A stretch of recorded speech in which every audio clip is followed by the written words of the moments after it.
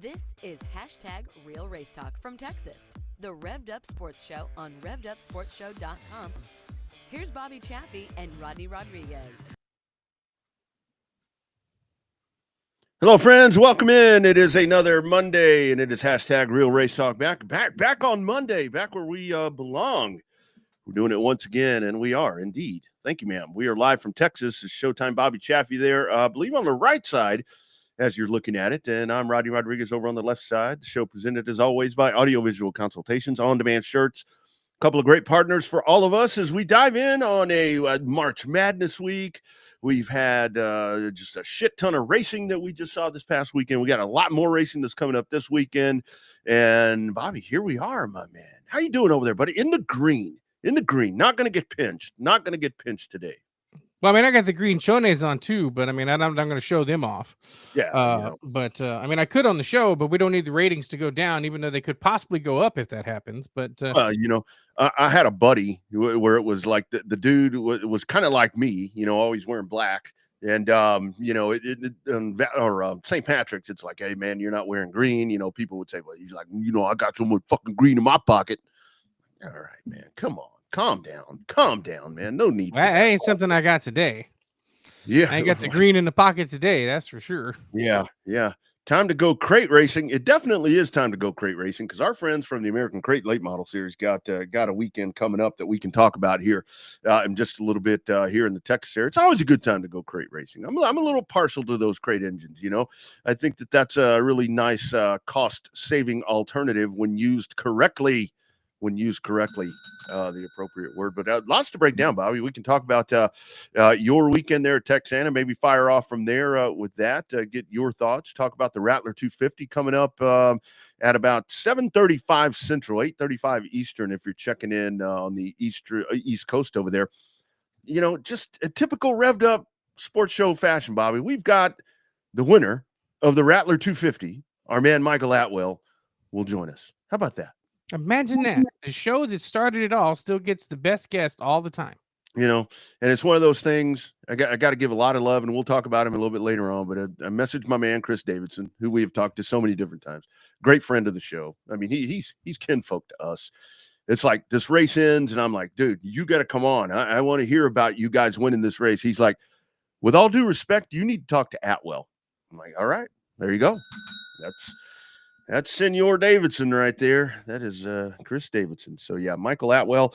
And then around 7:15, Chance Hull is going to join us, a big winner this weekend in a star-studded dwarf car race that we saw this past weekend out at Big O Speedway. And we'll get some other thoughts from him as well over on the dirt side. So, plenty to break down. Bobby, 21 car, the NASCAR. We never lead off with Cup. That is such a beautiful race car. And it's even prettier in Victory Lane. Damn, it's pretty in person.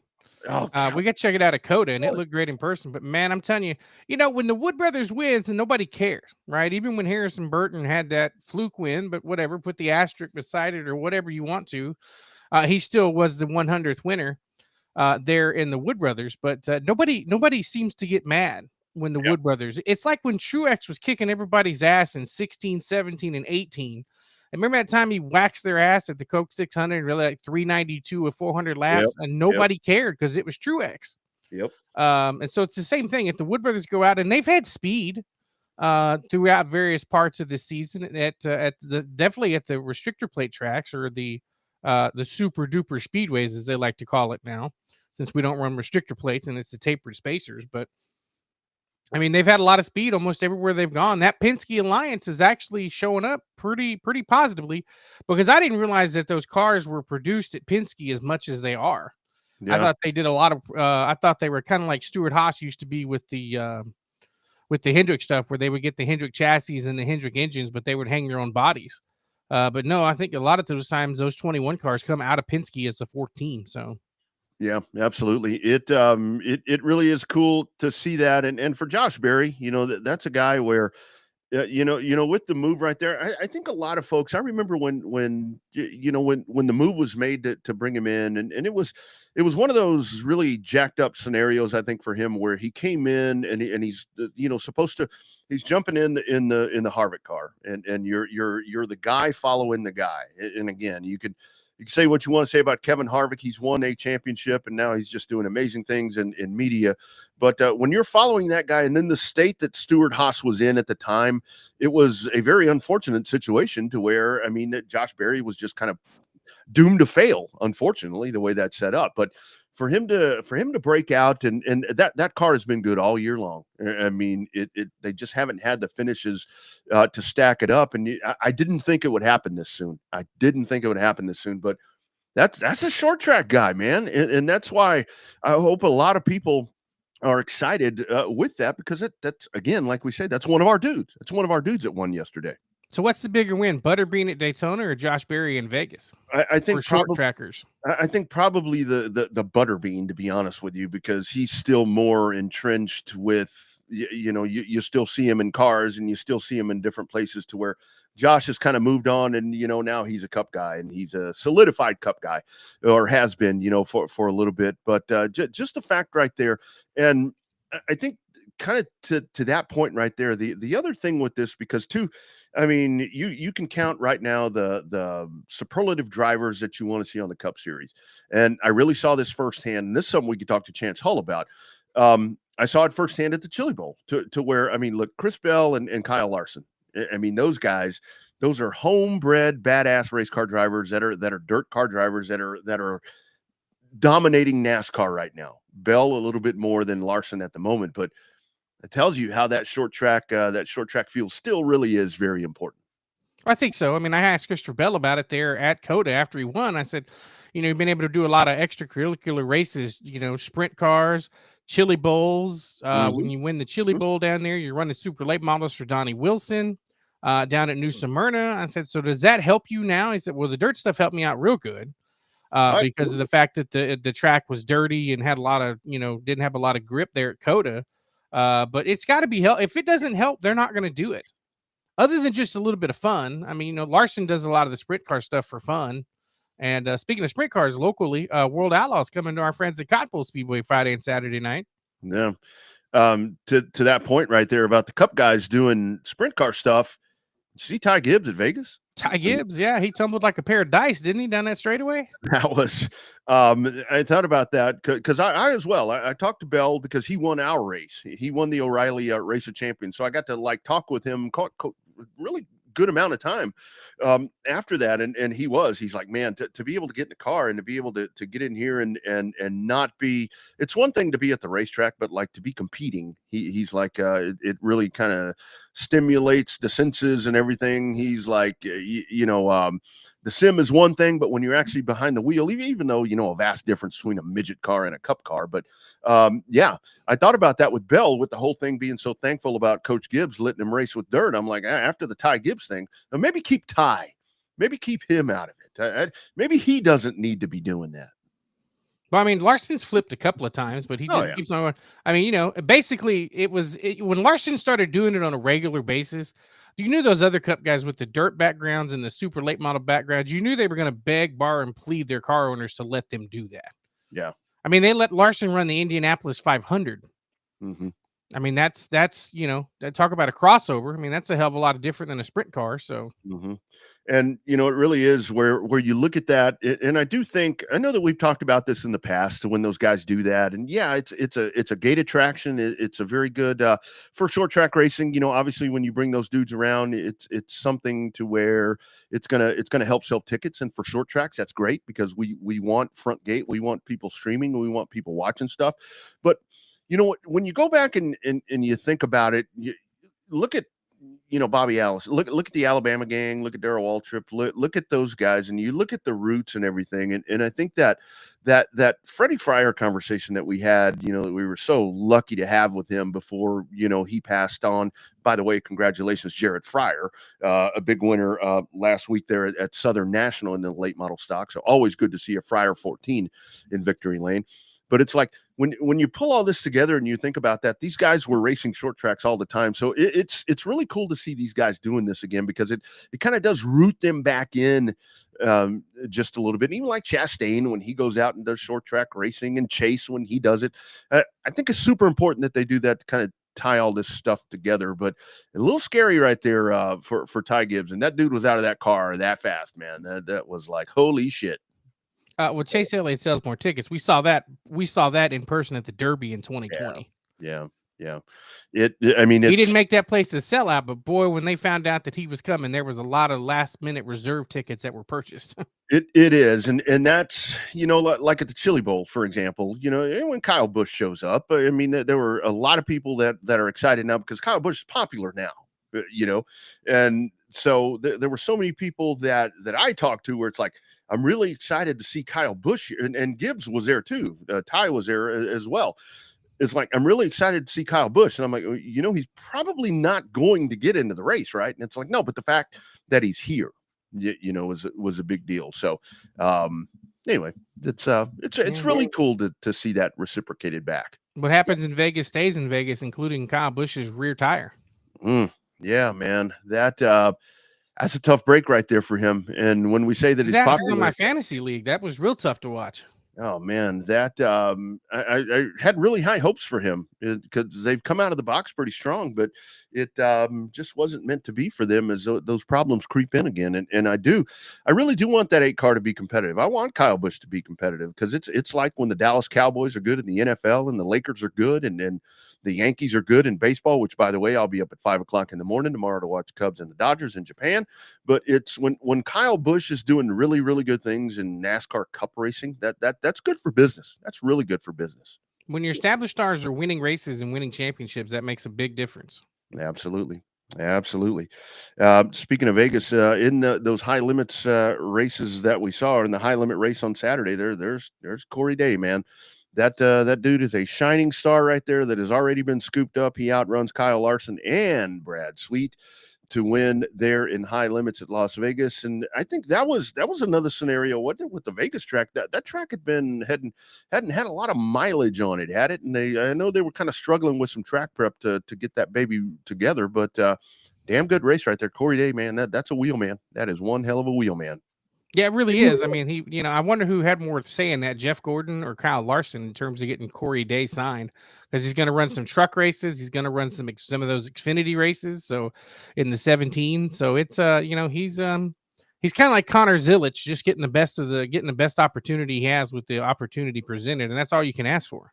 Yeah, absolutely. Taking the most advantage of that for him. And then you mentioned World of Outlaws heading over to Cotton Bowl Speedway, and that I mean, it's just the World of Outlaws on that.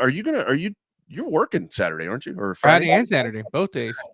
Nice. Well done.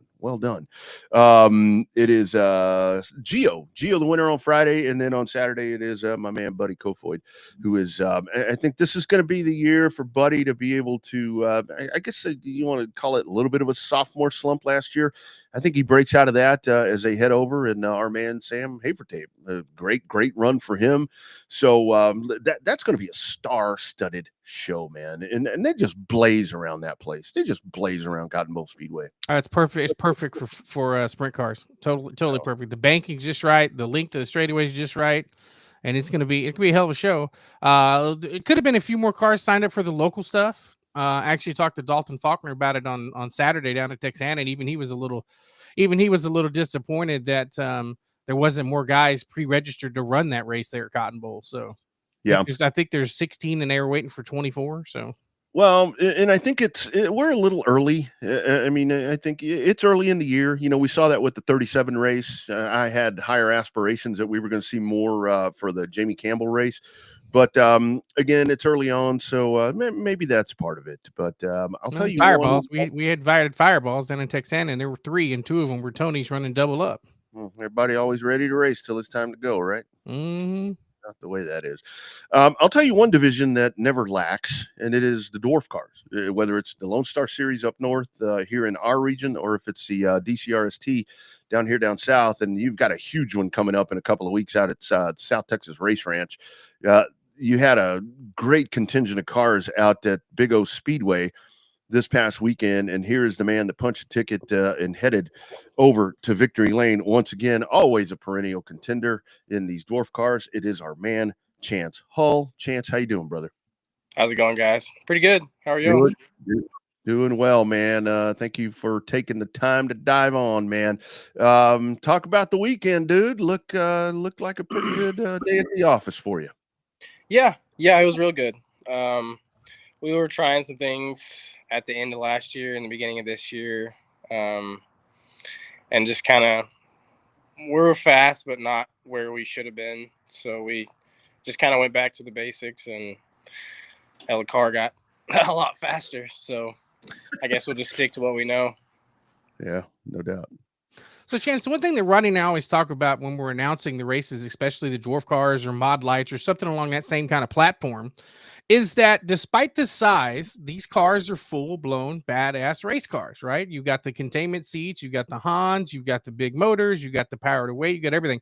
How hard is that to convey to people as a driver that when they say, "Oh, these little cars are cute," and you're like, "Well, they're cute, but they're badass machines." Like how hard is that for you to relay to just your average everyday race fan? Yeah, it's really hard. Unless you really see them in person and really see what how much work goes into them. And, like you said, they're full-blown race cars that have everything a big car has and more. I mean, I think people get stuck with the dwarf cars 10 years ago, and it's just not like that anymore. There's only a handful of classes that are quicker lap times than we are now. And we always have good car counts, and I think that's been a big dwarf car thing for a long time is, the racing wasn't that good back then and the cars weren't that great, but they always brought cars, they always showed up and, they paid their dues just like everybody else. Yeah. But I mean, I think with how the racing's been going here lately, I think we're getting a few more eyes, with, now 600 adding us to the TMS little track. That was a big deal for us. And then the Central States picking up, I feel like that's getting some more attention. So I feel like they need a lot more attention than what they're getting now. They definitely deserve a lot more. Yeah, absolutely. Chance, haven't driven, those cars myself. I mean, talk to the point about when, like Bobby said, when people say they're cute, I mean, which they are. I mean, they look really badass. They're not cute. Yeah. They just look really cool. And there's never like a bad looking car. I mean, everybody that has one of these takes a lot of pride in what these cars look like. But talk about driving these things. I mean, people just don't get it. When I would try to explain to people, it's like you just don't understand the twitchiness of these things. And I know now you guys, with power steering and all the evolvements that have happened, kind of talk about that part, man. And everything's right there at the foot, man. I always used to say, when I'm thinking about hitting the gas, the car is already taking off. Yeah. That's exactly right. There's a lot more power than what people realize, and everybody has the same reaction the first time that they drive them. It's like, holy shit, what the hell was that? I had no idea. And they're on decent tires, but I mean, you can't put a whole lot of the power down, not near what you need to. But they're a damn handful. I mean, to say the least. like you said, with power steering, that's helped out a lot. But I've drove a whole lot of things, and a dwarf car is by far one of the hardest to drive. Period. Absolutely. And that it's hard for people to like, oh, whatever. It's like I'm telling you, I'm telling you right now, get in one and you'll see. But Yep. So how you said you want them to get the stuff that they deserve, the accolades and stuff like that. Is that growing with all of these, big multi-state races coming together? You got the big ones that run up in Kansas, you got a couple of big ones here, you got a big one coming up in Corpus in a couple of weeks. Is that just because it's the platform that you could kind of go? Are they kind of like an IMCA car where they can go anywhere? Are the rules kind of simplified, or you have to change from region to region to kind of run these big races? I think this year and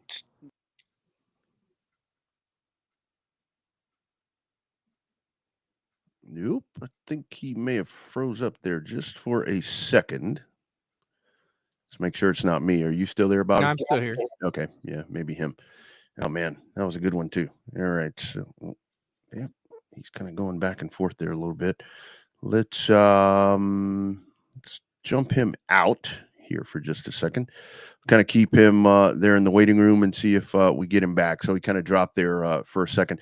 But that, like with the Central States, because that really is, because I remember right when I was kind of transitioning out of full-time racing, that was when Central States, that's where DCRST and them, they were the first thing that they did. They got themselves in line with the North Group, and that was pretty important, because with DCRST down here, I mean, we were very much our own, Bobby, better than anybody. Mm-hmm. I mean, it was very homegrown, its own kind of, little type of thing right there. So it was, I mean, Arden built everything. Arden built every part. I mean, it was one of those deals. But then once they were able to align with the North Group, and then the Central States came to be, and Dwayne Groff, I think, is just so imperative in putting this together, to where they've been able to do that. And now you've got it, and the cars look a lot different, to where it's not the same old, kind of dwarf car that we used to talk about, the old Arizona dwarf car. But I think hands back. Maybe. Yeah, sorry, I don't know what happened there. Let's see here. Oh, locked in. Getting a little bit back to him. There we go. I don't have that. Don't have the picture. Got the echo. Well, yeah. Pull him out there just for a second, and see if we can make that work. The magic of live radio, like we're talking about. I know. Well, live radio, live video now, right? It's one live thing radio. if it does, it's live radio, live cast, right? That's the joy of it, right? Warts and all, you won't hear this edited out, and the other occurring videos and or the podcast. You'll get to hear this in its entirety, whether we get to run it or not. Yeah, no, that's the whole thing about it. But that was the thing when Central States came in, it really tied everything together, and it was where everybody did jump on board and figured out a way to make it work. And it with the car now, I mean, like we were saying, it is a very different car. And Chance, if you can actually hear me, maybe keep your video off. I'll pull you back in, and maybe we can just do audio, and hopefully we don't have the echo. So let's try it one more time. Hey, you hear me now? There we go. We still have a little bit of echo. Gosh.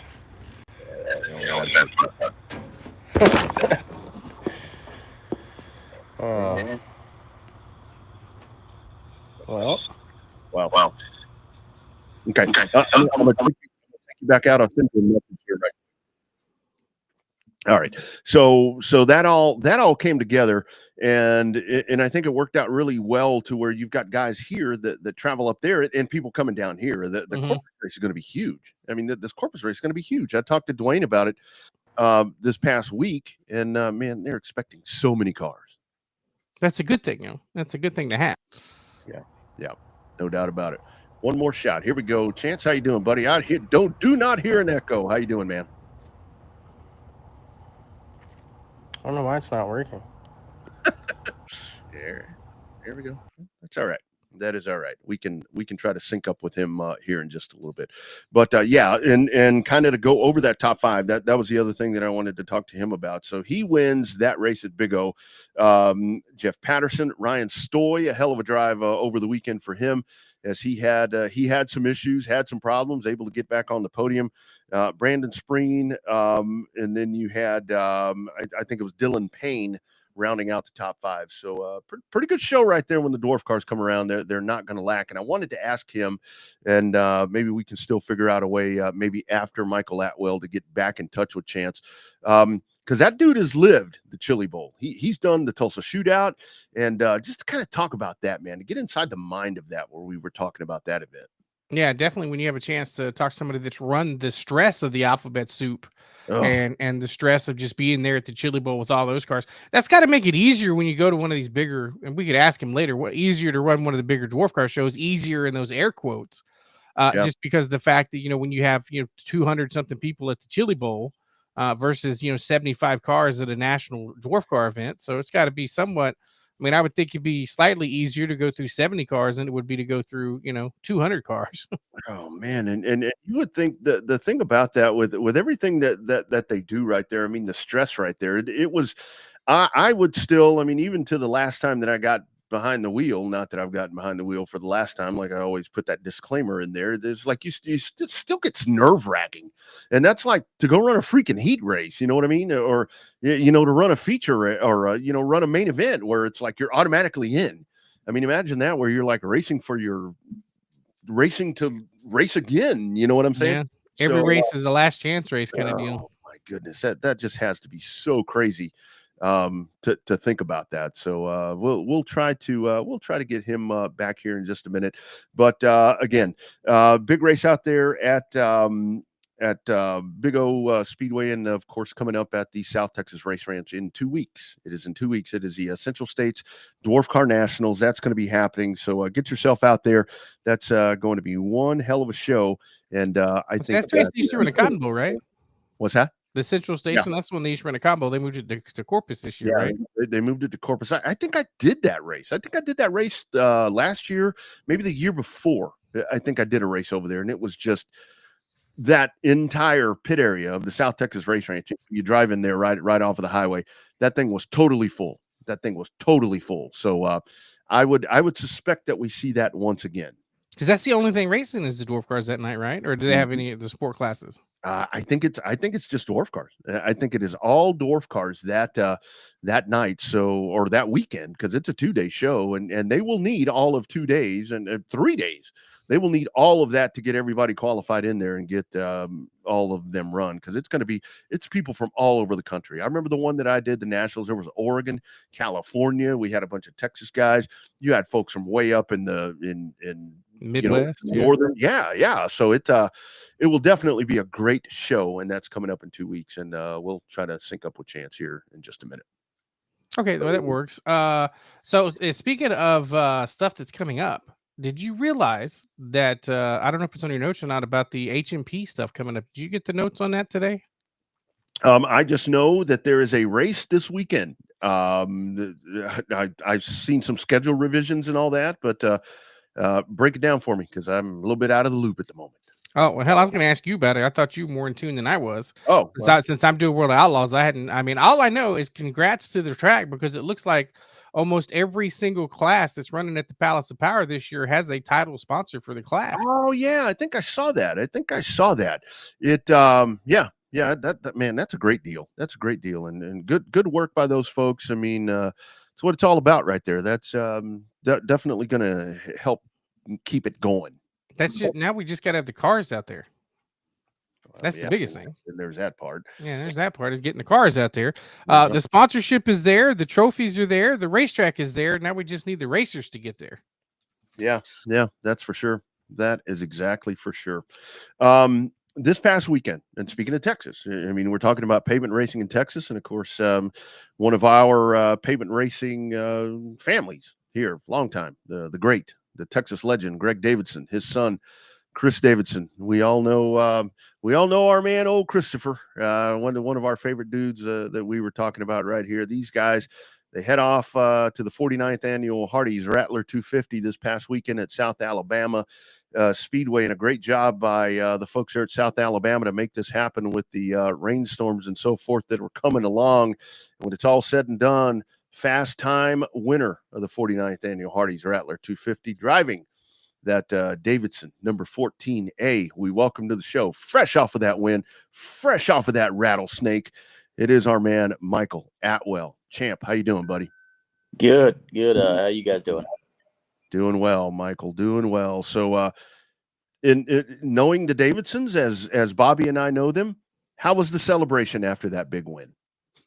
It was by the end of the night, it got a little dark.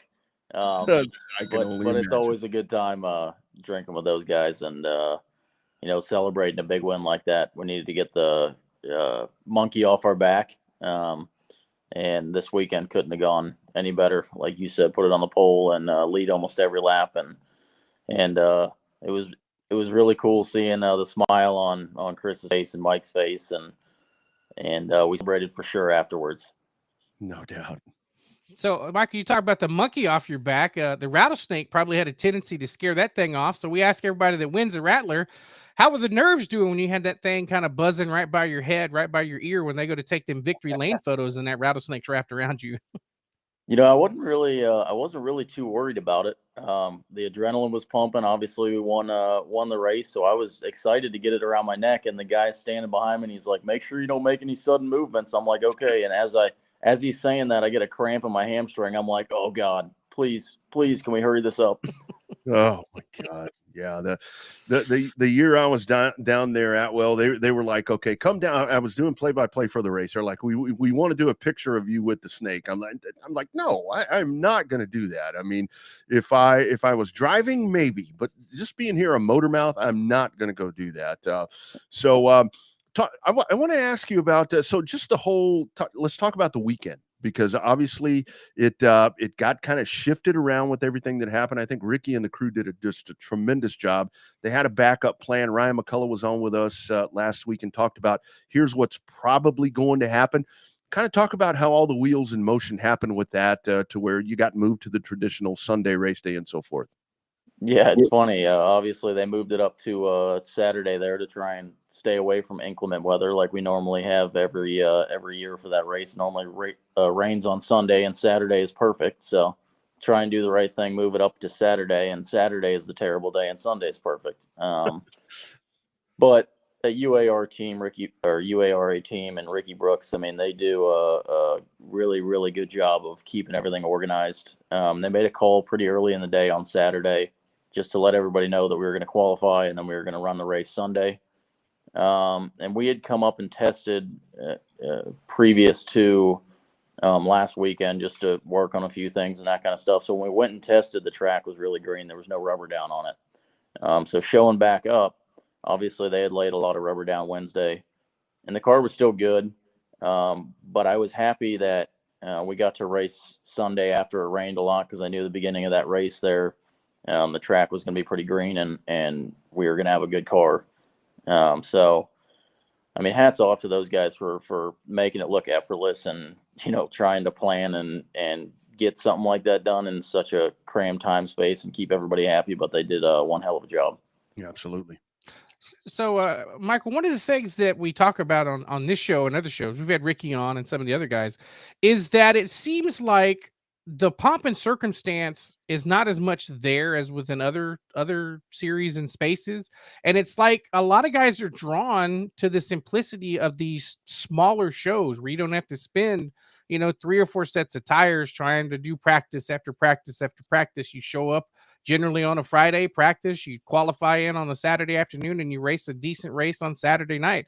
So from the competitive standpoint, from you, do you prefer the shorter, more compact weekends, or do you like having like a derby style, where you just practice, and then you get to fine tune the car? Which one do you prefer? I mean, I would much rather prefer a shorter weekend. Listen, we all got jobs, and it's tough going against these teams that all they do is race, because they can show up, Derby week, for instance, they can show up Monday, test, Tuesday, Wednesday, Thursday, Friday, and people that got to work to try and pay for the tire bill when we get there makes it a little more difficult. But I just think that the way that they organize the weekends and just trying to make sure that they're taking care of everybody. It's not what can you do for us? It's what can we do for you, which is great to see from a series like that. And it really, when we go race with the UARA bunch and with the American Racer tires and everybody, it just seems like a big family there. Everybody will help you out if you need some help or anything really. Yeah, I do love that those shows. They do like a dinner and little gatherings to have all you guys together, and I think that's a really big thing. I do want to ask you, Michael, because I've talked to a lot of super late model drivers in my travels, and they're like, man, we like the half-mile tracks, and like Houston, for example, here in Texas. Bobby and I have been big proponents. We want something there. I've talked to a lot of guys, and it's like, well, we prefer the half miles and so forth, but something about that South Alabama track, man. Talk about that. That is one racy little bitch, isn't she? It is. There's no doubt about it. That place is fun. I've been there 3 or 4 times now for the Rattler, and we had a really good run going last year. Had some brake problems that took us out of the race, but it reminds me a lot of the racetracks we have in Florida. I mean, unless we're looking at Pensacola or New Smyrna, a lot of the tracks are 3/8 mile or smaller little bull rings, and you're up on the wheel the whole time. And that's how South Alabama is. I mean, you're getting after it every lap, and there's no time to relax. You got to stay mentally focused and make sure you hit your marks, especially Sunday there. Like every other Rattler during the day, track gets rubbered up, it gets super slick. I mean, if you miss your entry into one by a foot or 2 foot, the corner was out the window. Yeah. So Michael, but I went and. Oh, go ahead. Sorry. I was just going to say, I went in the first place I actually tested with Chris and Garvey, and then when I was in Chris's car was at Houston, and that place is pretty damn fun to get around too. Mm-hmm. Well, you almost stole my thunder there, because I was going to ask you, you're a Florida guy. Chris is obviously a Texas guy, runs all the Southeast races and stuff like that. How'd you guys get hooked up on that deal? Yeah, it really started with Garvey. When probably 4 years ago, we got hooked up with Garvey on my car, just working together, and then we started to go to races at Pensacola, Mobile, those places, and Chris was coming too, obviously working with Garvey, so we were pitted next to each other, and then I asked Chris one day if I could come out with them to Irwindale and Kern County and that kind of stuff, just to help out, learn as much as I could, and obviously you guys know Chris, great guy, and he was he's like, yeah, if you want to come, let's go. So went out there and worked with them and just tried to learn as much as I could. And I guess he decided that he should give me a shot, and, happy that he did. Last year was the first year with him, and we had a lot of really good races, a lot of good runs, Berlin, Wenatchee, Bradenton, and just had terrible luck leading and breaking or, something stupid happening. So it's really nice first race of the year to get, like I said, get the monkey off our back and see everybody smiling, everybody excited. No doubt about that. And kind of talk about the Mike Garvey edition right there. I mean, when I realized that Chris was going to, have that alliance there with Garvey, it's like, man, you add that experience and that savviness and all that, that's something right there. When you talk about a toolkit, it doesn't get much sharper than a $2 pistol than that dude right there. Yeah, there's no doubt. It's always nice being able to lean on him, lean on him for information and just stuff during the race. I mean, just minute things that he may say or make me think a different way about something is always great. And I think that's what's great about working with Chris and Mike is, we go out there practice and I can, tell them what the car's doing feel wise, and then we all can come up with our own ideas. Okay, how do we attack this? How do we, if we're tight on entry, how can we attack this? And we have 3 different ideas, and most of the time we meet in the middle, which is good. I think that helps us solve the problems faster when we're all up to speed and thinking about what's going on with the car. No doubt. So here's an interesting one. I don't want to put your nuts in a vice on this, and you can answer it however you want to, as much or as little as you want to. The current state of super late model racing, on paper, doesn't look like it's very unified. You're a competitor in the spectrum of this course of it. where is it? Is it too divided? Do you have to pick one side? Do you do both? I mean, talk about that a little bit. The state of super late model racing right now. It's definitely not unified. That's for sure. We've seen things in the past few weeks that have occurred between the series that just sit back and shake your head. It's like, what's the point of even releasing statements like that? It does no good for super late model racing. It changes nothing, except for we're basically trying to screw other programs. When it comes to running both series, I don't think that you have to choose one. I think it's more so, what you prefer. We were the end of last year. I thought we were really good on the American Racer tires, and I thought we had a really good package for the Hoosiers, the ST1s and ST2s. And then come to this year, and Hoosiers at it again, changing tires. So it's like throw the notebook out the window. We got to start from scratch again. So I like the fact that UARA, you know what you're going to get when you show up. You know that the tire is going to allow you to race, however many laps you want to go. You know that you can back off for 5 laps, cool them down, and go back after it. You know that you're going to show up and Ricky's going to have a good program going, and everybody's going to do their best to try and make you have an enjoyable time. And I'm not saying that the other series don't do that. It's a struggle when we have a tire company that keeps switching things up from, people complaining without asking the majority. They're asking a select few. And then also, I don't think it's good business to try and screw somebody else, another program out of races or try and back them to pole cars from one series, to the other. So, I mean, we plan on running some of the ASA races this year, but I think we're strictly or solely going to focus a lot of attention on the UARA this year. Yeah. And I think a lot of that also is, Michael, because it's like a lot of these events. I mean, it does come down to, and you mentioned tires and so forth. It comes down to tire selling events. I've always said, to where it's like whoever the tire guy is at X race, they're going to have a great weekend because it's practice. And like you guys were talking about, a very condensed show that alleviates a lot of stress for the race teams. And I think that your thoughts, maybe some of these things that happen in mandates and statements and so forth, they're forgetting about their customers, and that's you guys, the race teams. Yeah, no doubt. I mean, I always, after the race, if we're in victory lane or if we're in the top 3, I try and say thank you to the race fans, number one. Mm-hmm. But like you just said, these series, they're, customers are us and the people that come to watch us. So it's tough.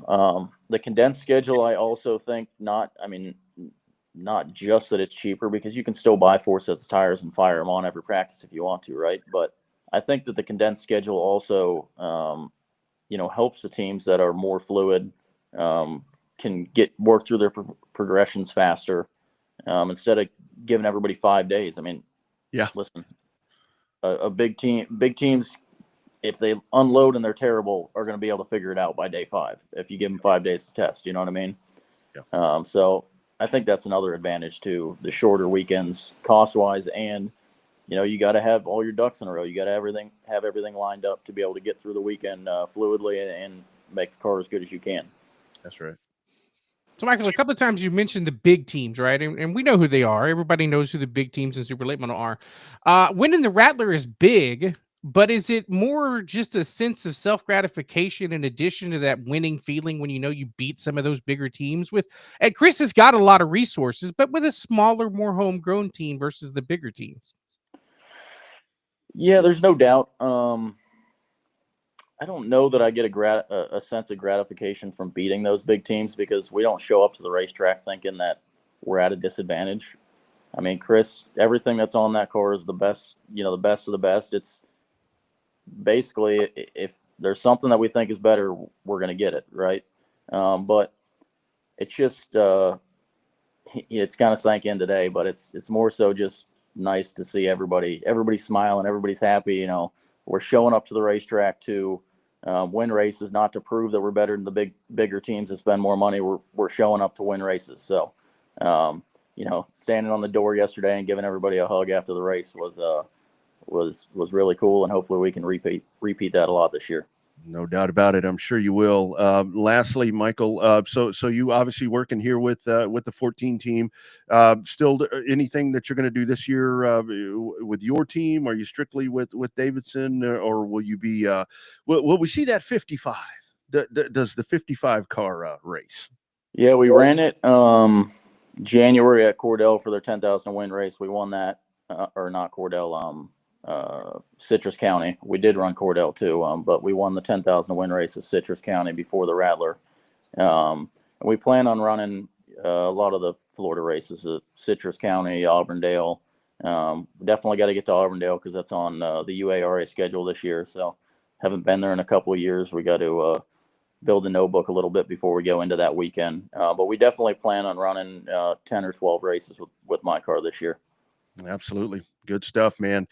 Congratulations on that drive, man, and thank you for jumping on with us, man. We always try to reach out, and we want the winners. We want them on Monday. It's a Winners Monday, and congratulations to you. Shake Chris's hand for us and tell him we'll see you guys down the road, I'm sure, somewhere. All right. Well, thank you guys for having me, and thanks for all you do for racing. I appreciate it. Thanks a lot, Michael. Take care, brother. Have a good night. You bet. Here he goes, Michael Atwell, winner of the Rattler 250. In dominating fashion, led 249 of 50. I kind of looked away at some point. I don't know what the one lap was. I didn't want to ask him about that, but near as I can tell, he led every lap of that race.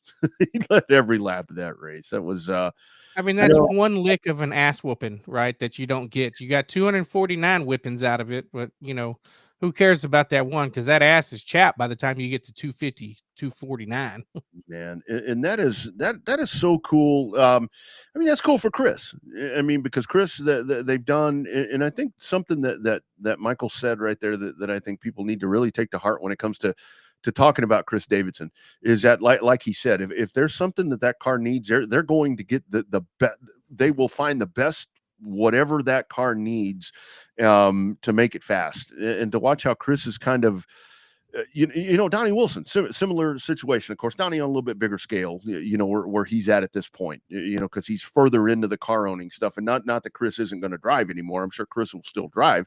But the thing is, Chris is kind of that transitioning part. And I think this is that next step for Chris to where it's like, okay, now they've gone out and then they've gotten one of those big ass super late model races. And I think we're about to watch that 14A car there with Atwell. It's about to make some major moves right here this season. I think so. I mean, Chris has always been a fiery guy, right? And he loves to win. He loves to run up front. He likes to kick a lot of ass when he shows up at a racetrack. You get a driver with that same mentality. They answered a lot of the questions that we would ask Chris in the same manner. Yep. They have a lot of the same, at least to me, felt like the same personality. And that always helps when the owner and driver have a personality that clicks. So you're right. I think that they've opened up a door for an opportunity to get to at least set the part of the world on fire down here. Mm-hmm. I don't think it's going to be considered. I mean, is it an upset when you lead 249 of 50?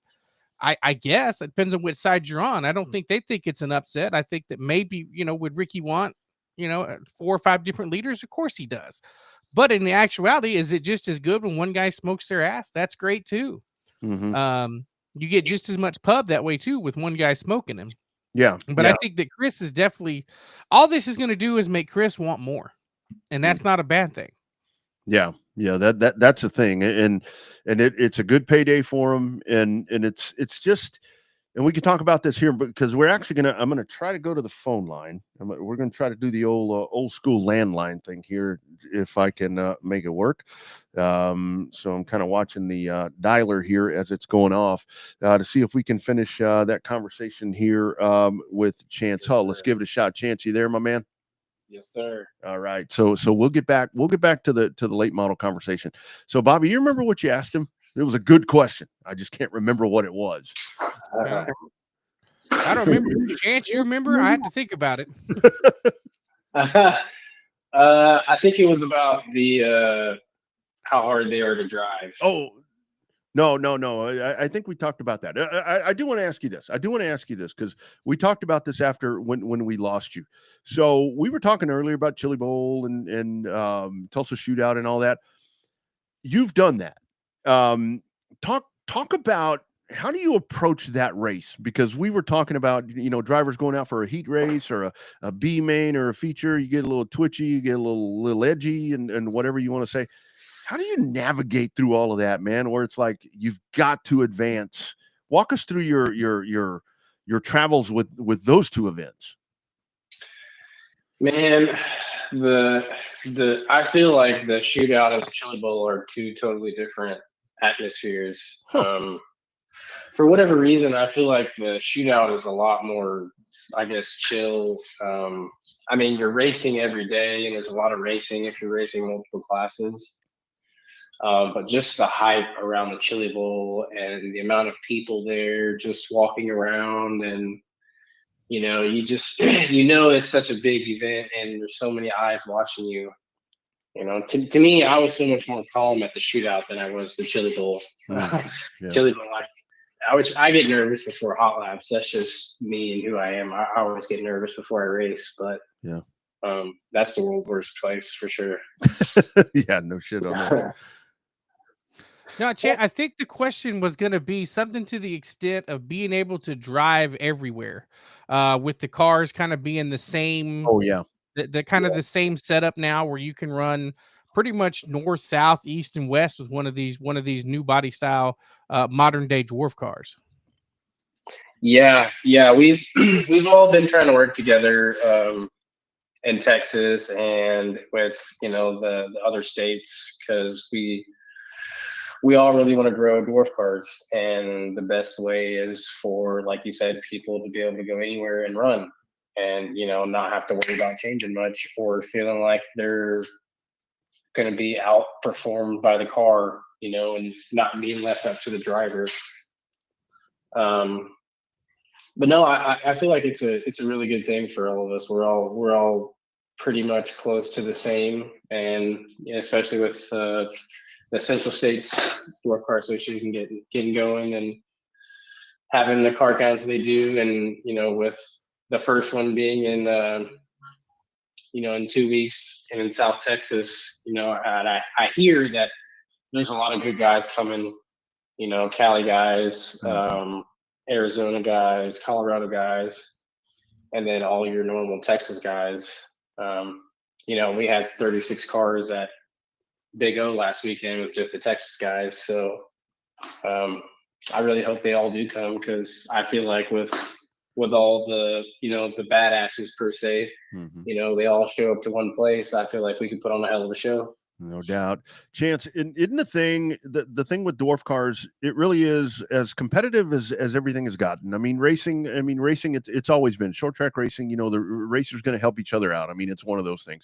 But dwarf cars, even to how it is magnified and brought itself to a different world right now, there's still that cooperation with you guys. When you go to a racetrack, it doesn't matter if it's a national event or a weekly race like this past week, or one of the series races.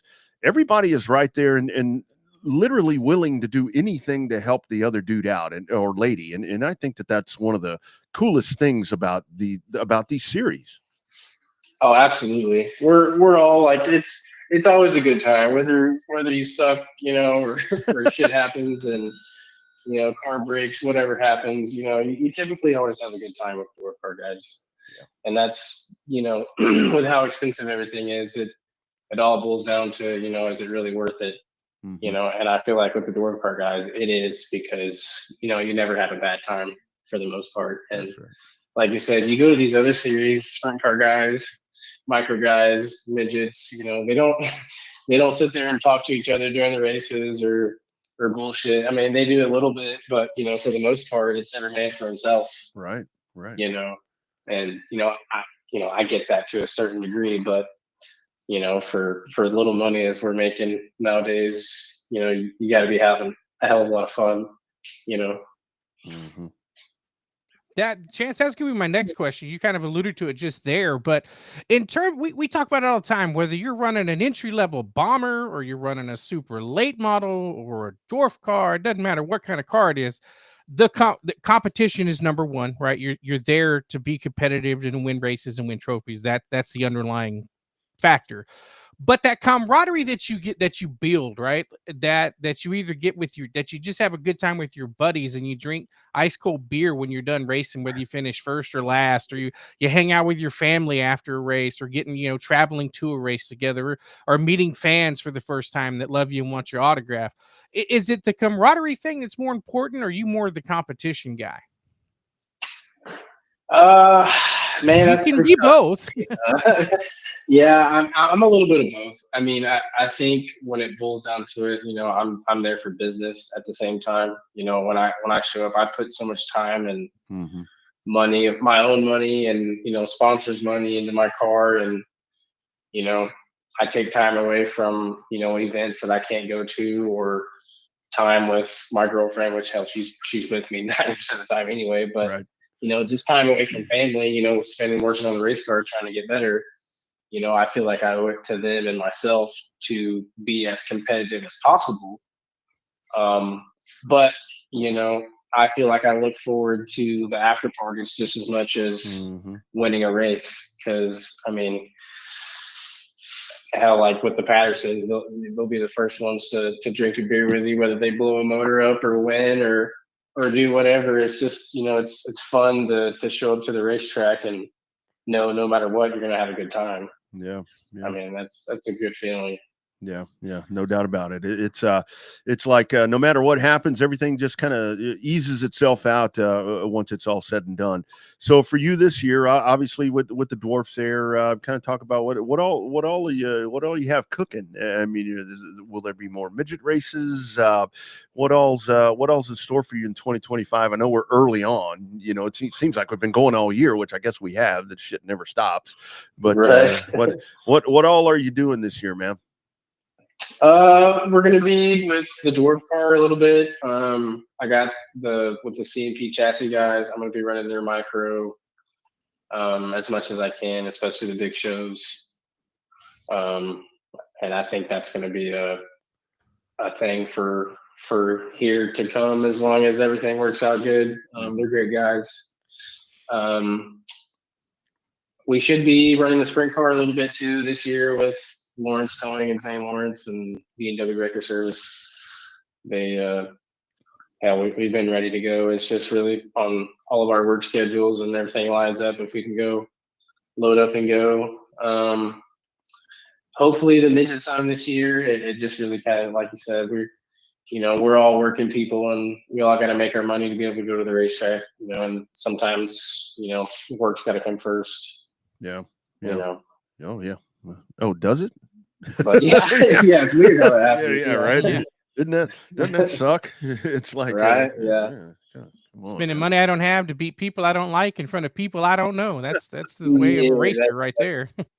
That's the truth. I mean, at the end of the day, we all spend our last dollar to come have 10 minutes of fun on the weekend.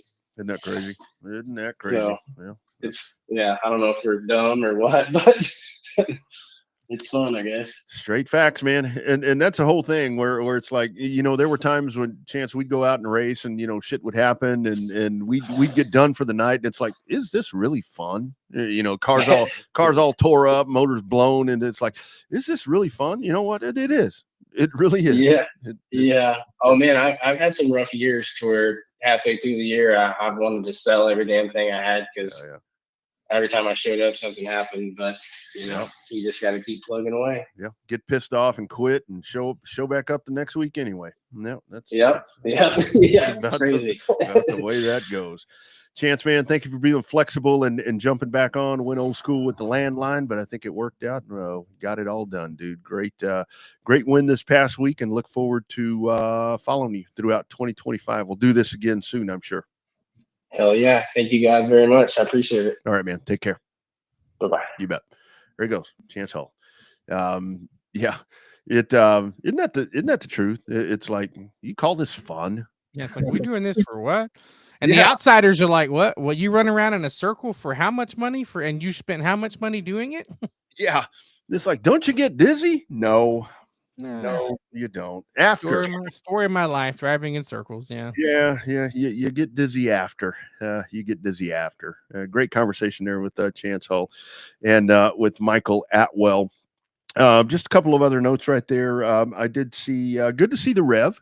I think that I think there may have been some issues with them, track prep and so forth. The weather was out of control. And I do want to touch, let's talk right quick, because I know that weather was an issue all across, Louisiana, obviously here in Texas. I kind of want to, I wasn't the happiest of, and I'll say this because I know that you work there with Texana. Saw a lot of folks beating up there about track prep and so forth. When you got 40, 35, 40 mile per hour winds blowing around, it's really hard to keep dust down. So need to kind of lighten up on that just a little bit. I didn't see a lot of it. But it was just the sense that it was even happening that just kind of rubbed me the wrong way a little bit. It seemed like it was a good night for you guys there at TRP. I think like anything else, you obviously would have liked to have seen more cars, but I think that we talked about the fireball thing. I want to give a shout out to the track, because I did see something on one of the posts from the racetrack where it said, I didn't have my fireball out there, but I'd like to maybe show up again. And the response from the track was, well, we don't know when we can have you again. I mean, yeah. When there's more go-kart kids showing up, 3 times as many go-kart kids as fireball guys, I mean, it makes you wonder what you want to have at the track. Right. Legit. Yeah. One legit fireball showed up. The other 2 were Tony and his 2 cars running 2 classes. Yeah. Well, and again, I know that's one of those things to where when you bring in a new class, it's like I see that a lot when a new class brings itself in. This is not a new class. I mean, there's a new class there. And I'll be real forthright. I don't know what the fireball count looked like at I guess they ran at the race ranch after I was done there. I don't know what the car counts were there or whatever, but it's one of those things. And that's I like the response from the track to where it's like, maybe it didn't work out. We've got a hobby stock class, and that was kind of my concern, where it's like you kind of already have that, but I totally get it where you kind of want to ride a little bit of that wave. And I think a lot of what Texana said was, we want to respect. I mean, that's 37's class. Look, man, there's no doubt about it. That is a I-37 class. Totally respecting that and don't want to take away from any of that, but you only took away one car, and I don't even know if that car came from 37. It was AJ Dancer, so it came from everywhere. No, it came from Red Rock. Yeah. That's a hybrid car. Yeah, that's a hybrid car. And no telling whose old car that used to be after he re-welds him and rebuilds him and reworks him. There's no telling. He's actually going to run Cotton Bowl with the factory stock. So, oh my God, I see that guy everywhere. Every event that I've been, I swear, it's like every time I turn around. I actually saw him. I saw him and Brenda at Coda, and they weren't working. They were like fanning. And that's they were unusual for Brenda. Yeah, they were like, we don't know what to do. They're just kind of walking around, and I'm in a different element over there myself in the fan zone, and I'm like, I don't really know what I'm doing either. So, yeah. So I mean, whatever. But talk about the winner in the limited modified. That's a new dude, isn't it? Was that he's getting some help from Lawrence. Okay, well there you go. And they were starting out with an E-mod, and they decided they wanted to go limited racing. So Lawrence helped him out, and that guy got a chance to win. And first win always feels pretty special and pretty cool. So he was it wasn't necessarily speechless, but he was very, very very happy that he won. Mm-hmm. Yeah, absolutely. No, that's a great thing. I mean, that's a very good thing there. Yeah, it looked like a good night, and yeah, just it's one the guy that flipped, Tim Thompson. Oh yeah, and our friends at Race On nailed that video. They followed my lead and actually caught the flip and everything. Almost perfect. And I joked in the pit. Somebody showed me the video. I was like, oh, damn, that's awesome. I got it right. And then the guy that flipped, Tim Thompson, was like, yeah, gee, thanks. I'm like, oh, I mean, it's great for me. It sucks for you. Yeah. And ironically, one of their kids did a 360 flip in one of the go-kart classes. So nice. It was a rough night for white number 95 cars. Man, I hope they hit church on Sunday after that. I mean, that's a hell of a Saturday night right there. That's a Saturday night special for them. But yeah, so you guys, I guess April 12th next. April 12th with the trucks, and then April 26th with stems. Yeah. Yeah, it's gonna be a couple of good shows right there. Cotton Bowl debuts, of course. We are partners there with Cotton Bowl Speedway, and we could be a partner track for you as well. Just reach out to us on the socials or at revvedupsportshow@gmail.com. We get you something put together right there. We talked about, we had Donnie Ship on here a few weeks back, about a month and a half ago. The American Crate Late Model Series. You've got the Battle of the Crates coming up Friday night at Sabine, and then Saturday at Boot Hill.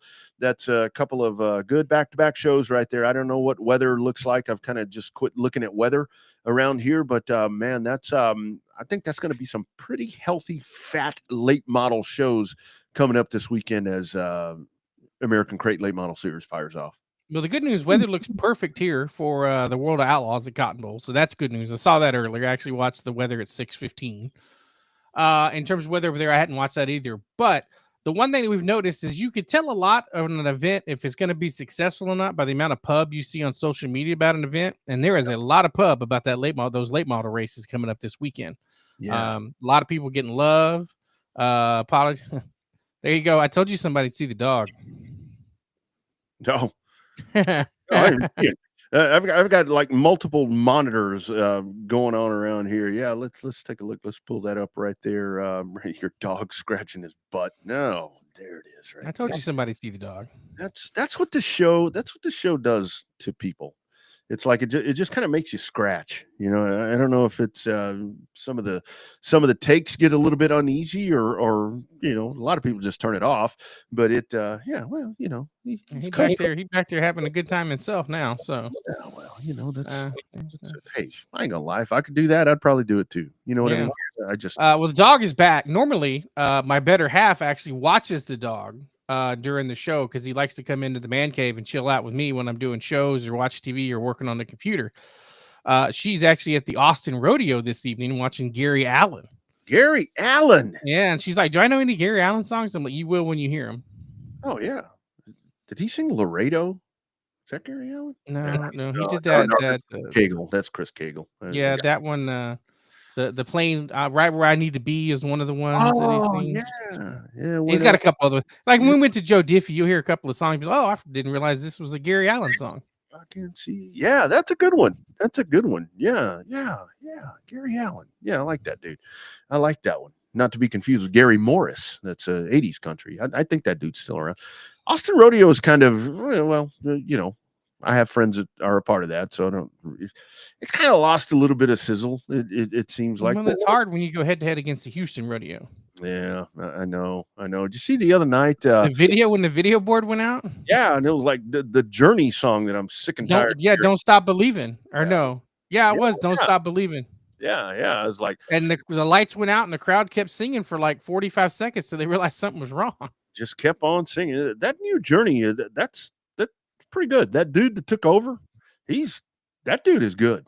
We heard him, and it sounds just like Steve Perry. I mean, that's really good. I'm not the biggest fan of when folks swoop in and kind of take somebody else's place, but they got a good, and like Steve Perry like endorses it. He's like, this guy is good. This guy sounds like me.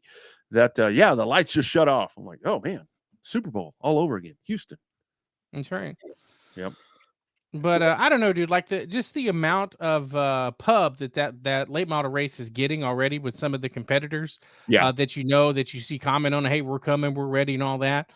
So that's a good thing to have for any event when you have a chance to get extra people there. So that's good. I mean, races season getting started. They got the Enduro coming up there at Arclitech. So that one's going to be a pretty good show. Talked to Dalton Faulkner about that. And got Houston coming up, and so like we said a couple of weeks ago, we said racing season was here. Now it's here. I mean, when you got all the tracks running and everything ready to rock and roll, and tempers flaring already, and cars flipping, and drivers flipping out, like it's here. Yeah. Just kind of some other noteworthy stuff here before we check out from the weekend, because it was a full weekend. Texarkana 67 Speedway, the modifieds, Chris Hennigan, another win there for him. You had Sabine on Friday night, and the limited modifieds, Tracy Denby, with a big win there. Hunt County factory stock race here, Rowdy Day goes to victory lane, and it's just you see it all accumulating right here. And we do want to give a big Revved Up Sports Show way to go to our man Tristan Pena, who we had on here last week, talking about his debut at Kern County. They go off and he qualified fifth in that race. They had some issues with the race car. Car got away from him a little bit with handling and so forth.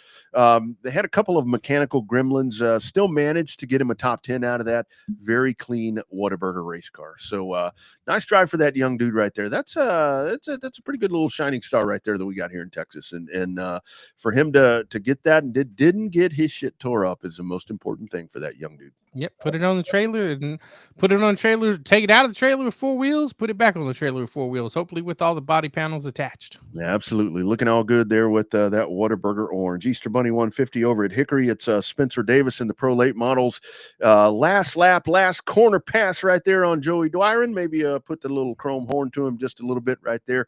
And Spencer Davis wins the 150 lap Easter Bunny 150. And the day before there at Hickory, those two guys again going one-on-one, the 150 lap St. Patrick's Day 150, lap 32. It is Dwyron making the pass on Davis. I don't think that they got together and got to know each other like they did on Saturday, but it is Dwyron winning on Saturday in the super late model. So action-packed weekend, and like we said, Jared Fryer wins, I think, on Wednesday night at Southern National. Talked about Michael Atwell, and of course Houston is coming up this weekend, and like Bobby said, very healthy sponsorships right there.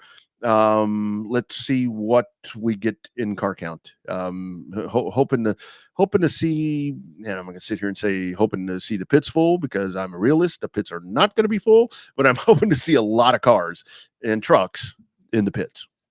But we know that the smaller stature cars will be there in force. Along with the addition, there'll probably be a handful of Bandoleros making their debut there. So Legends cars will be there. Legacy cars will be there. Now it's going to be up to the more full-size vehicles to be there. So I'm interested to see the Eco Stocks running on a racing tire now. That's something that they probably should have done 3 or 4 seasons ago. But I mean, I understand, you got to do your research before you do a knee-jerk reaction. But I mean, some of those guys were putting on brand new right front tires on every week, and it was a $300 tire. Yeah. No doubt about it. Pensacola Sunshine State 200. We just talked there with Michael Atwell, but it goes without saying we do need to talk about that. I think I saw 28 entries on the list there for Pensacola. I think that's an ARCA event as well. So ASA Stars, and again with the I think ARCA's on Saturday, and then the ASA race is on Sunday. Yeah, I think you're right.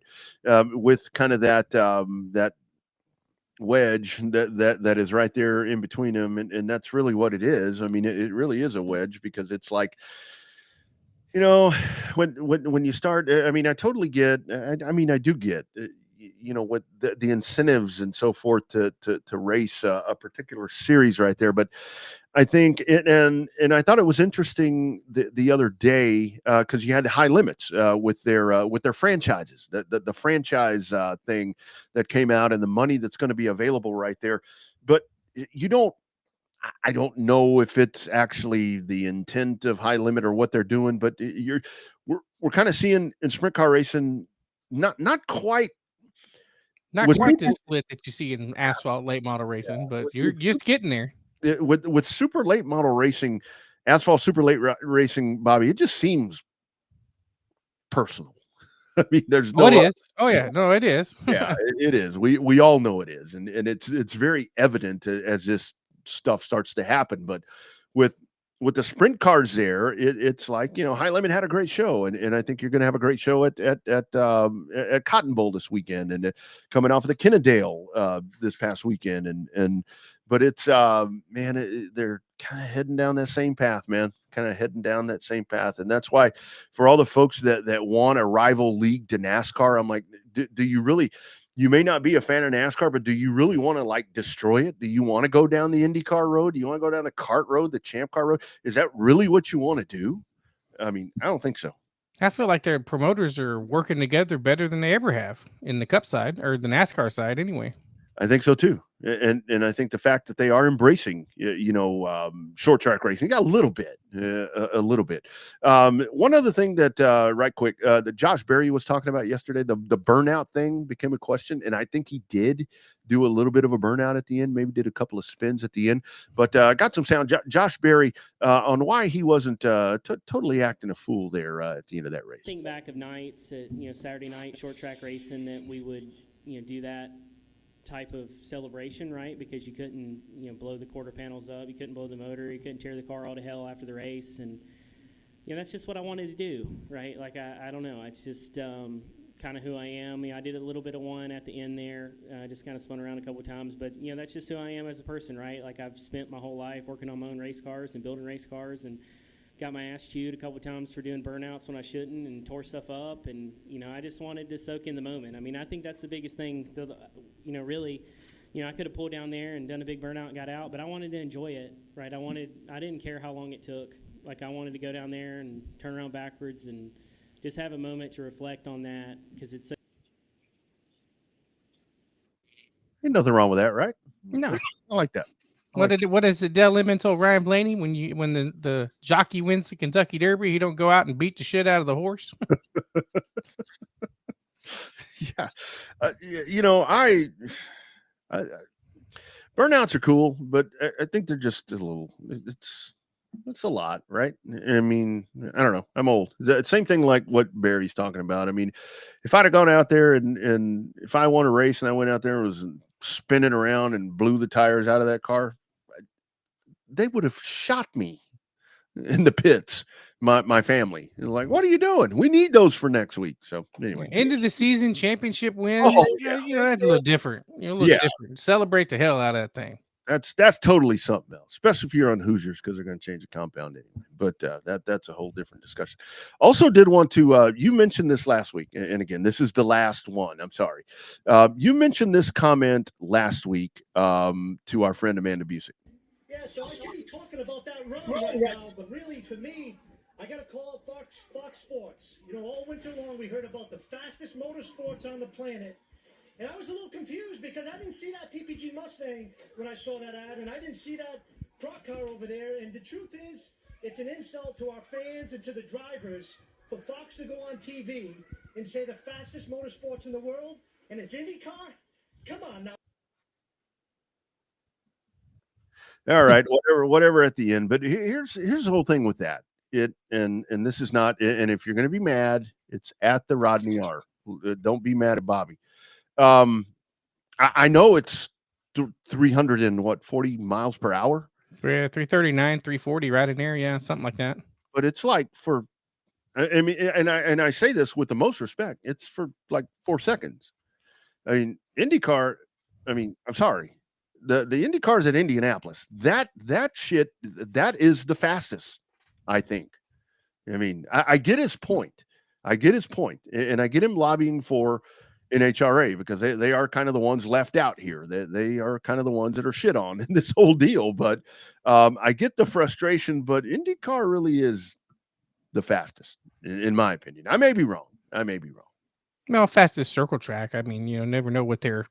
I mean, NASCAR could be just as upset about, talking about Indy cars being when the only place that they're usually a little faster there is, I mean, they used to run 210 at Texas before they quit going there and before they started making the aero package to slow them down. I think they were going 200 miles an hour when Kenny Breck popped the fence down there in turn 3. Yeah. But I mean, the races at TMS were great. They were faster than the Cup cars. And so I think, Indy is just, what is it? 222, 225 for qualifying now, maybe 227 max, because you're never going to get back to the 235 that Ari Leyendijk had 15, 20 years ago. So, yeah. And I do think, I mean, I totally, with Tasca, there, I mean, he's lobbying for his series, because it is, they're kind of left out of that thing. And NHRA, I mean, it really does come down to that, to where they are in a tough situation, because they're kind of stuck in there now, because it is, you are inundated with IndyCar. It's like, and I'm glad. I mean, I'm glad, because that series needs to inundate something. So it's like when you watch a Cup race, and I mean, boom, there it is. There's Indy, there's the Indy 500, there's everything that's going to happen right there. So I like that, but I do feel for NHRA to where I wish that they could be like ESPN or somewhere else to where they can get out of that, because Yeah, but when they're on ESPN, they're on at midnight. I know. They have a better TV package with Fox and the Fox Sports properties, but I mean, it's kind of like, I get he was upset, but don't bite the hand that feeds you. Yeah. It's like if you're sitting in the boardroom over there at Fox Sports and you're like, okay, well, that's a ringing endorsement. Yeah, like that was the most hyped, highly viewed racing motorsports social media clip of the week right there. I know, and not for the best reason. Not for the best reason. So, and Mandy, the champ, Amanda just sat right in there as professional, as normal. That girl right there. That is a cream of the crop. That is one hell of a journalist right there. Amanda Busick. That day I called to interview her, and she's like, "I'm sitting on my parents' porch. You got time to talk?" I'm like, "About what?" She's like, "Life." Okay. So yeah, super cool right there. She is one of the best, and there are lots of them. Fun show tonight, man. Back on a Monday, 8:20. Here we are. Monday's all right. Still works out good, doesn't it? I mean, it works. I mean, the dog's a little tired now from licking his ass the whole show, so he looks a little tired now. But tongue is raw. Yeah, raw. Like we said, basketball. I mean, I know probably most people checking in here don't give a damn, but I love March Madness, especially this first week. So, and getting to cover that for some other stuff. Looking forward to all of that with plans getting fired off, and then with all the local racing that's coming up, and then NASCAR. Where do we go this week? Homestead, Miami. Homestead. All right, yeah. Good stuff right there. You get a new sense of March Madness when you go to Vegas during March Madness. Oh man, it is fun. Like you'll be sitting there and you'll hear somebody scream and holler like somebody just shot their dog. Yeah, and you think it's somebody losing at a slot machine. It's some guy that just lost his ass in the sports book because the team that he just bet his allowance on just got beat. Oh hell, you can do that at home. I mean, it's like you sit there and you watch that, and it's. I don't know why for me it's always the Thursday coming up is that first really electric day to where I try to, if at all possible, just try to put everything off that I can to just sit there and watch teams that I have no knowledge about and just sit there and kind of wait for the dominoes start to fall. And for me it's the NBA. I know we've had discussions on here. I mean the NBA I don't really I'll tune in for the finals. I mean I think it's all pretty whatever the case is, but college basketball just kind of like college football. It's exciting, and these tournament games and sleepers and Cinderellas and who gets in, who doesn't, it just kind of adds a lot of fun. It's just a lot of fun, and that's where the weirdest part for me is when you walk around and you see people and they've got a bracket in their hand. They're carrying a bracket in their hand, and they have no clue anything about basketball. They know that a basketball bounces. That's about all they know, but they filled out a bracket. That's right. Pretty cool. Does TSU do anyone? I need to do one. There is one. There is one on the Texas Sports Unfiltered. You can look on the Facebook page. You can look on the Twitter page. It's pinned up at the top at TS Unfiltered. And you can join that. I think it's hovering somewhere around 60 right now, folks that are already a part of that. And you get to go against all the hosts, and I think you win a prize. That's right. I mean, TSU is a proud partner of us in this show. So absolutely. So be sure and join that, and you might walk away with something cool. All right, man. Rest of the week, you've got Cotton Bowl. Going racing this weekend. I am not. I've got work obligations, so I will not be anywhere this weekend, as I usually probably won't this year. So yeah. Just looking forward to be able to follow along. Friday night got Cotton Bowl with the factory stocks, and then Saturday night have Cotton Bowl again with the World of Outlaws for the limited modified. So there you go. Looking forward to seeing all our friends out at Cotton Bowl. You'll still see, you don't see as many during World of Outlaw week as you do on a regular weekly show when we show up there. But be nice to see H and Marianne and some of the familiar, friendly faces that we get to see. So yeah, there you go. Oh, you know what? Before we go, we would be remiss without publicly talking about our good friend Doug Rollo. Friend of the show, finally lost his battle against cancer. I believe it was Saturday morning. I think so. Doug, one of the true good guys in racing, so underappreciated for what he tried to do to promote the sport.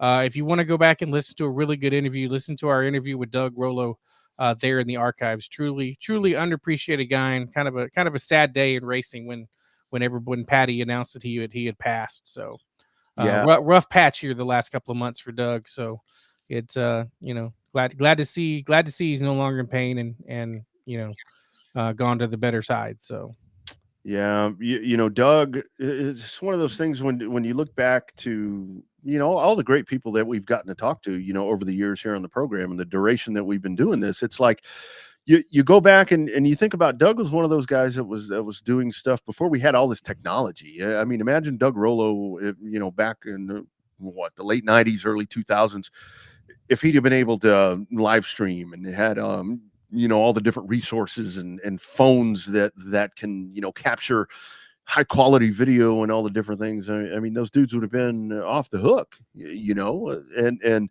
the fact that they did, I mean, like Doug, just all the way to the end, just kept wanting to be a part of racing. And when he came on with us, I mean, just great conversations and listening to, we'll dig that one up and get it forwarded back out. But it's guys like that and ladies that just countless contributions that may go untold and unappreciated. But yeah, rest in peace to our man right there. Is a hell of a run and did a lot for the sport.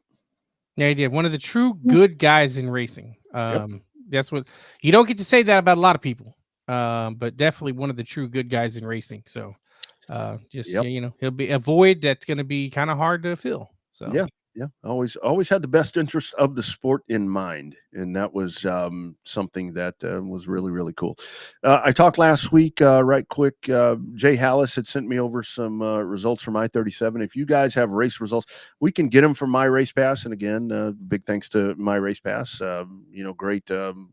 Friends of ours that really make life easy. But revvedupsportsshow@gmail.com. If you have press releases, all of those different things right there, you can send those over to us in advance. I mean, we can get them from My Race Pass as well. But anything that you may have for events that are coming up or something that you need to promote on the show, let us know. We're not just talking about Texas. We're talking about around the country. This is a national reach on the program. So let us know, and we would love to help you promote those. All right, my man. It looks like we will, I guess, do it again next Monday. Looks like it, yeah. As long as everything stays on course, looks like we'll be ready that way. That's it. 7 o'clock Eastern, or 7 o'clock Central, 8 o'clock Eastern. He is Showtime Bobby Chaffee down in the southern part of Central Texas. I'm Rodney Rodriguez up in the northern part of Central Texas. Winds are going to continue to blow. Don't be out there dragging your trailer chains. Don't be out there burning trash. Don't do all that. We got enough fires. Man, the other day I was driving to Houston. Man, it was like orange. Yeah, it was raining. Ashes were falling in Austin. It looked like snowflakes. Oh my God, just out of control. Don't do silly things. All right, guys, we're back next Monday. We'll do it again. #Real Race Talk, the original. We are from Texas. It is the Revved Up Sports Show. Y'all have a great week.